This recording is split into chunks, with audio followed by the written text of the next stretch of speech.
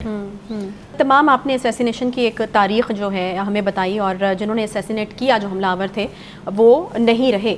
यहाँ पे हम ज़रा चीज़ें थोड़ी मुख्तलिफ देख रहे हैं। एक शख्स जो है वो पुलिस की हिरासत में है, इकबाली बयान हमारे सामने आ चुका है, जो स्टेटमेंट उसकी तरफ से दिया गया है उस पर मैं आपकी राय जानना चाहूँगी बुखारी साहब के। वो जो एक स्टेटमेंट है जिस तरीके से उसको मज़हब के साथ जोड़ा जा रहा है उस पर क्या राय है? देखिए, पहली बात तो ये है कि जो इमरान खान साहब के मुखालफिन थे वो भी उनके ऊपर ये इल्ज़ाम लगाते थे कि जी ये मज़हब कार्ड को इस्तेमाल कर रहे हैं। सही या गलत इसके बहस में मैं और आप नहीं पढ़ते। और यही इस शख्स ने जो इकबाली बयान जिसने दिया है उसने भी यही कहा कि जी नमाज हो रही थी जी और साथ ही कैसेट बज रही थी जी और लोग नाच रहे थे जी। ये फ्लिमजी ग्राउंड है, ये बिल्कुल बेमानी बात है। ये वो दूसरी सांस में वो कह रहा है कि मैंने तो फैसला कर लिया था जब ये लाहौर से चले थे। भाई लाहौर से जब चले थे तब तो कोई अज़ान नहीं हो रही थी। It's a weak confession.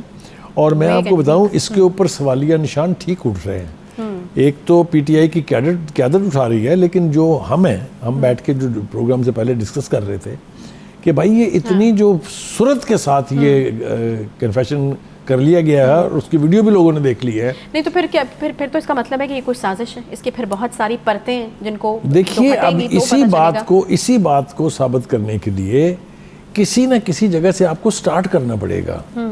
आप इमोशनल स्टेटमेंट्स के साथ इसकी इन्वेस्टिगेशंस को यकीनी नहीं बना सकते। मेरा ख्याल ये है कि एक JIT बननी चाहिए जिसका कि मुतालबा किया भी जा रहा है। पंजाब हुकूमत को बनानी चाहिए, पंजाब हुकूमत पर ट्रस्ट करना चाहिए PTI को, इसलिए कि PTI की हुकूमत यहाँ पर है। चीफ मिनिस्टर को सामने आना चाहिए, कॉम्पिटेंट ऑफिसर्स को इंगेज करना चाहिए, JIT के ज़रिए निकालना चाहिए कि इसकी लिंकेज क्या है। हर सानहे के पीछे एक ट्रेल होती है। मैं ये बिल्कुल नहीं कह रहा कि ये वाहद आदमी जिम्मेदार है इसका, ये बिल्कुल बेमानी स्टेटमेंट है, बकवास है। ये बिल्कुल मैं तस्लीम करने के लिए तैयार नहीं हूँ, इसके पीछे कोई ना कोई है। इसलिए पहली बात तो ये कि मैं यही नहीं मानता कि असैसिन सिर्फ एक है। अच्छा, आप ये कहते हैं मैं मानता ही नहीं हूँ कि एक शख्स सेकंड्स के गैप से एक तो ऑटोमेटिक राइफल इस्तेमाल करता है और फिर साथ ही पिस्तौल निकाल के शूट भी करता है। ये होता नहीं है। अच्छा, कि बहुत सारी बातें दावा की जा रही हैं, बहुत सारे फैक्ट्स हैं। अच्छा बुखारी साहब, मेरा ख्याल अभी भी बहुत सारी जो इन्फॉर्मेशन है वो अभी भी रॉ है, अभी भी बहुत इन्वेस्टिगेट होने की जो है इसके ऊपर ज़रूरत है। एक छोटा सा यहाँ पर हम ब्रेक ले लेते हैं। ब्रेक के बाद जब वापस आएंगे तो यहीं से गुफ्तगू का जो है अब वो आगाज़ करेंगे, क्योंकि इस हवाले से जो है वो काफ़ी कहानियाँ जो हैं, फ़िलहाल इसको कहानियाँ ही कहेंगे क्योंकि वो गर्दिश कर रही हैं। कभी कहा जा रहा है कि पहले क्रैकर चला था, फिर जो है बर्स्ट फायर हुआ, फिर उसके बाद गोली चली, फिर गोली की आवाज़ के हवाले से भी कहा जा रहा है कि वो खान साहब के जो है वो गार्ड ने चलाई, जवाबी जो है वो रिएक्शन था। तो इस तरह की मुख्तलिफ कहानियाँ जो हैं वो चल रही हैं, जिसके हवाले से अभी भी काफ़ी जो तहकीकात हैं वो होना बाकी हैं। यकीनन जो कंसर्न्ड इदारे हैं वो इस पर काम ज़रूर कर रहे होंगे। यहीं से गुफ्तगू का आगाज़ करेंगे एक ब्रेक के बाद। साथ रहिए।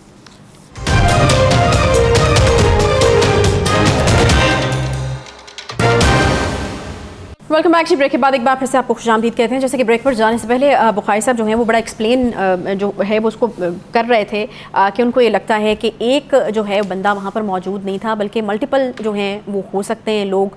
बर्स्ट फायर हुआ, फिर जो है वो गोली चलाई गई।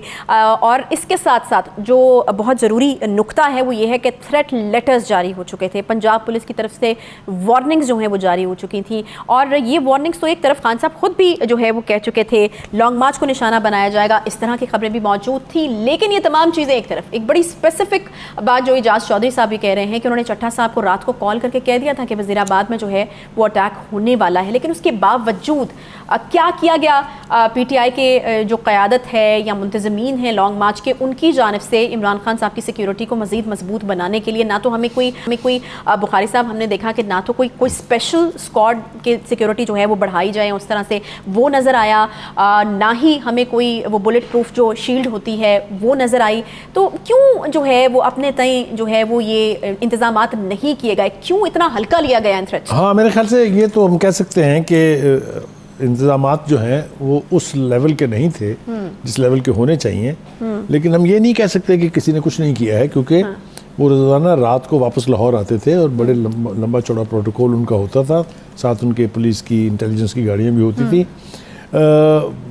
इसके दो पहलू और हैं। एक पहलू तो इसका ये है कि अभी तक किसी PTI के लीडरशिप ने चीफ मिनिस्टर पंजाब से सवाल नहीं पूछा है, IG पंजाब से सवाल नहीं पूछा है, या जो यहाँ प्रोविंशियल इंटेलिजेंस का चीफ है उससे सवाल नहीं पूछा कि भाई आप कहाँ हैं, इतना बड़ा सानिया है और so close to Chaudhary Parvez Elahi house, jurisdiction की बात की जाए तो गुजरात उनकी के पास, आप ये देखें, और कोई उनकी तरफ से सिवाय सेक्शन के जी उन्होंने वो हमले से फोन शोन ले लिए हैं, but he has to come to the public और बताना चाहिए उनको कि जनाब हमने ये इंतजाम किए थे, यहाँ लैप्स हुआ है, इसकी वजह से ये हुआ है। क्योंकि देखिए वल्नरेबल तो वो जब से मार्च शुरू हुए थे वो रोज़ सुबह को जाते थे, रोज़ शाम को वापस आते थे।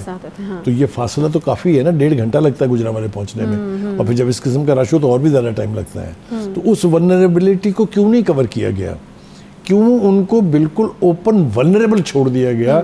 कंटेनर के ऊपर खड़ा हुआ आदमी जो बिल्कुल जिसके आगे ना कोई शीशे की वॉल है ना उसके सामने कोई प्रोटेक्शन है, ही इज़ वल्नरेबल, और आम पब्लिक के आगे ये क्यों छोड़ा गया? एक जो इसके अंदर मेरे लिए थोड़ा सा एक रिलीफ का पहलू है वो ये है कि किसी भी कंसर्न्ड अपोजिशन की तरफ से या किसी कंसर्न्ड अदारे से अब तक इसको एंडोर्स नहीं किया गया कि जी बहुत अच्छा हुआ है।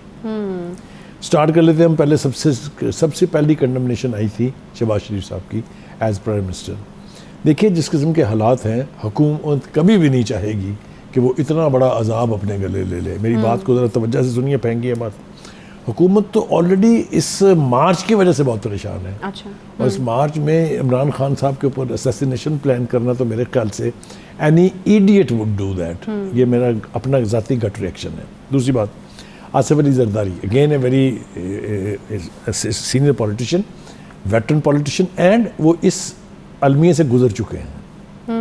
क्योंकि बेनज़ीर का असैसिनेशन हुआ था, उससे पहले कारसाज में अगर आपको याद हो, when she came back from exile from Dubai, तो कितना बड़ा सानिया, उसकी तरफ से भी इसकी बड़े पुरजोर अल्फाज में मजम्मत की गई है।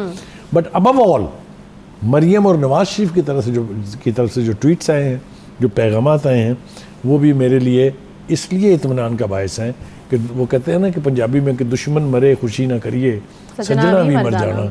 तो ये एक अच्छी पॉलिटिकल मूव है कि आपके फेलो पॉलिटिशियन के ऊपर, आपके कंटेम्परेरी पॉलिटिशियन के ऊपर जब कोई इस किस्म का वाक़या हो तो उसकी मजम्मत करनी चाहिए। लेकिन जो बात मेरे लिए इंतहाई काबिल एतराज़ है वो ये है कि इसी बीच में अभी तो सूरत हाल पूरी तरह से समझ भी नहीं आ रही है लोगों की। तो पीटीआई के वर्कर चढ़ दौड़े हैं राना सनाउल्लाह के घर, इसी तरह से कुछ वर्कर और चढ़ दौड़े हैं पेशावर के अंदर भी।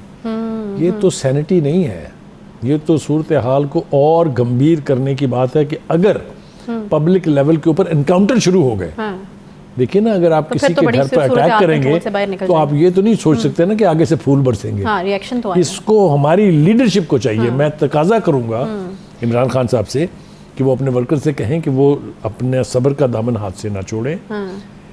2 वजह से, एक तो ये ताकि सही असैसिन तक पहुंचना आसान हो, क्योंकि इन्वेस्टिगेशन होगी तभी तो आप पहुंच पाएंगे ना। अगर ये नए अजाब खुल गए, ये नए खाते खुल गए, तो फिर तो कुछ भी नहीं होगा। यानी आपको लगता है कि इस वक्त जरूरत है कि खान साहब की तरफ से एक स्टेटमेंट आए कि इस तरह की कोई चीज आना चाहिए, वो इल्जाम जिस पर मर्जी लगाए। बड़ी रिस्पॉन्सिबल स्टेटमेंट्स भी हमने बुखारी साहब देखी हैं। फौरन बाद फवाद चौधरी साहब के ट्वीट्स और स्टेटमेंट्स, अब बदला होगा, अब इसका तो बदला होगा। देखिए तो, वो ये मैं इसी तरफ लाना चाह रहा था आपसे, अच्छा है कि आप खुद ही आ गई हैं। अभी पूरी सूरत हाल समझ नहीं आई फवाद चौधरी साहब को कि हुआ क्या है, किसी को भी नहीं आई फ्रैंकली, सिवाय इस खदशे के कि ये हुआ होगा। और आप ये बदलों की बात अगर करने लग गए, मैं बता रहा हूँ आपसे कि अगर आप लोगों को प्रवोक करेंगे तो गली गली खून बहेगा। Is that what you want? किसका फ़ायदा होगा? सियासतदानों का फ़ायदा नहीं होगा। इसलिए इससे कॉन्शियस रहना चाहिए और आप अपने वर्कर्स को ये हदायत करें कि जब तक उनको लीडरशिप की तरफ से कॉल ना आए वो ऑन देयर ओन रिएक्ट ना करें, क्योंकि उससे पब्लिक फ्रे होगा, उससे पब्लिक में खूरेजी होगी।